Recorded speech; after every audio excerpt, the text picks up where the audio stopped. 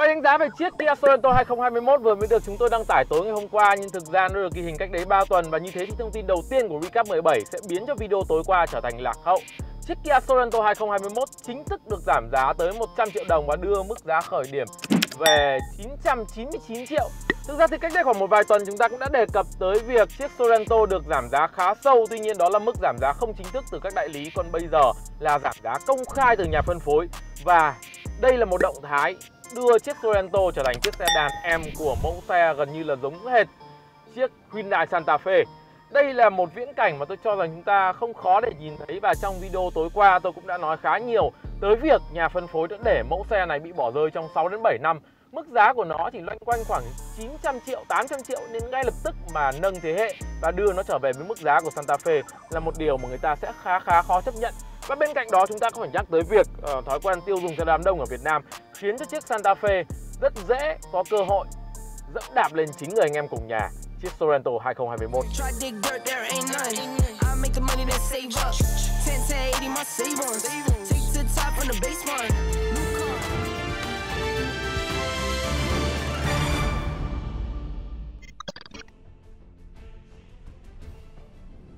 Punch trong tiếng Anh chính là một cú đấm, và mức giá 7.000 đô la của chiếc xe Ấn Độ thực sự là một cú đấm vào phân khúc xe gầm cao giá rẻ dành cho đô thị.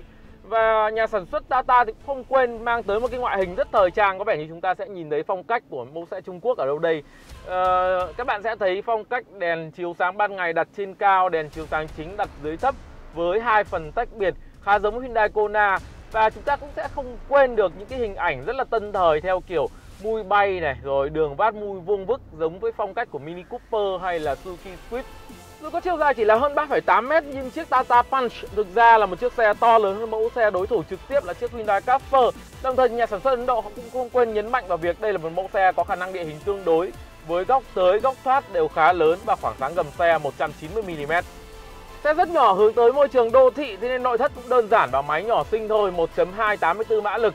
Hộp số tự động 5 cấp nghe cũng hơi lạ, nhưng nó không lạ bằng việc bản base sử dụng kính của cửa sổ sau quay tay. Bên cạnh đó thì các bạn sẽ có một mức giá là khoảng trên 7.000 đô la cho phiên bản cơ sở, một con số rất hấp dẫn. Mặc dù nhân về Việt Nam thì thuế phí có thể tăng lên khá, nhưng tôi tin rằng nếu có một nhà phân phối nào mạnh dạn đưa chiếc xe này về thì mức giá niêm yết khởi động cũng sẽ thực sự là rất giật mình.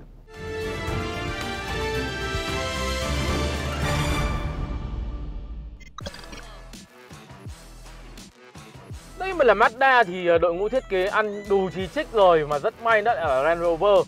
Cho nên các bạn sẽ có chiếc Range Rover 2022 lộ hình ảnh thế hệ mới, thực sự là không quá khác biệt so với thế hệ cũ.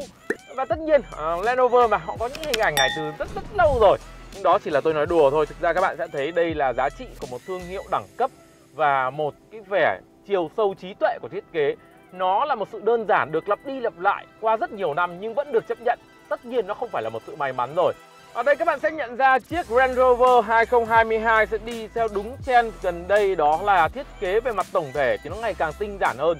Nhưng đi sâu vào chi tiết các bạn sẽ nhận ra sự khác biệt và màu sắc công nghệ rất cao. Với logo Land Rover ở đầu xe thì chúng ta rõ ràng là có thể kỳ vọng những cái giá trị cao cấp nhất, những tinh hoa đẳng cấp nhất của ngành công nghiệp xe hơi xuất hiện ở đây. Về mặt tổng thể thì tôi sẽ thấy chiếc xe này có lẽ phần nào đó đang ngày càng tiến tới hình ảnh của chiếc Ford Flex, một mẫu xe cũng không phải là quá mới. Và anh em nào yêu xe ở Việt Nam thì cũng đừng quá sốt ruột, vì độ ăn chơi của dưới 1% ở Việt Nam thì chắc chắn còn phải khiến cho các tay chơi ở phương Tây phải kính nể.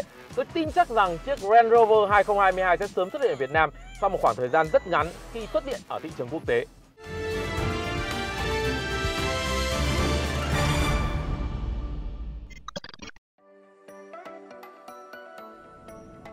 Mẫu xe được coi là chiếc Shooting Brake chạy điện thuần đầu tiên của thế giới mang quốc tịch Trung Quốc đã chính thức lăn bánh khỏi dây chuyền sản xuất. Và các bạn sẽ nhận ra, đây là một chiếc xe quen, nhưng yên tâm, nó không phải là một pha xào nấu quá đà của người Trung Quốc đâu.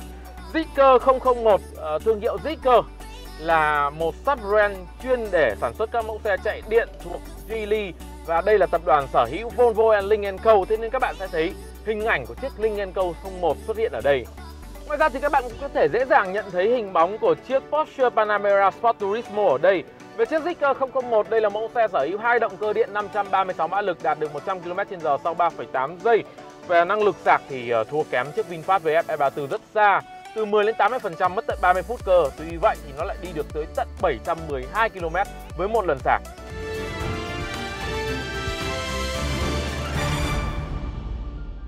Và vừa rồi là toàn bộ nội dung của video recap số 17 được chúng tôi ghi hình rất nhanh trong một buổi sáng thực hiện một video review với chiếc Porsche Cayenne phiên bản Platinum, một chiếc xe cũng tương đối đặc biệt. Và nếu có anh em nào hỏi bạn là Hoàng Ruzi hay bạn Samuel ở đâu thì có lẽ hẹn các bạn vào một video recap ở tuần sau. Để có những video thú vị ở Gear Up mỗi tuần thì việc đóng góp hỗ trợ của các bạn bằng những cái thao tác rất đơn giản là ấn nút đăng ký, like và share video là rất cần thiết. Đó là một lời nhắc nhở hơi nhẹ với những anh em thường xuyên xem video của chúng tôi. Hẹn gặp lại anh em vào một video recap ở tuần sau.